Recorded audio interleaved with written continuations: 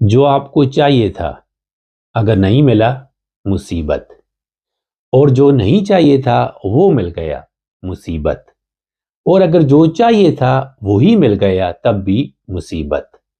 کیونکہ جو کچھ بھی آپ کو ملا ہے، جس چیز کی بھی آپ مالک ہیں، یہ اس دنیا کا قانون ہے کہ اس نے آپ سے چھننا ہے۔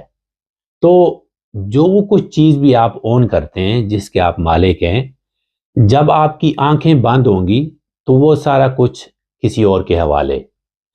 ہاں، آپ کو حاصل کرنا چاہیے، انجوائے کرنا چاہیے، زندگی اچھی جینی چاہیے، لیکن یاد رکھیں کوئی بھی چیز آپ اون نہیں کرتے، آپ صرف اس کی سیکیورٹی کر رہے ہوتے ہیں، اس کی حفاظت کر رہے ہوتے ہیں۔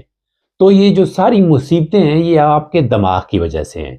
ہمارے دماغ کو چینج پسند نہیں ہے، اس کو کمفرٹ پسند ہے، اس کو مشکل کام کرنا پسند نہیں ہے، اس کو تکلیف میں سے گزرنا پسند نہیں ہے، اس کو ڈر پسند نہیں ہے۔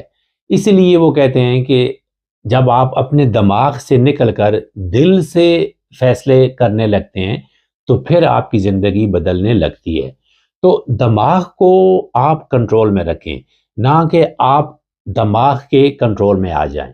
دماغ آپ کو ہمیشہ روکے گا کسی بھی بری عادت کو چھوڑنا، یا کوئی مشکل کام کرنا، بڑا کام کرنا جہاں پہ ڈر ہو، مصیبت ہو۔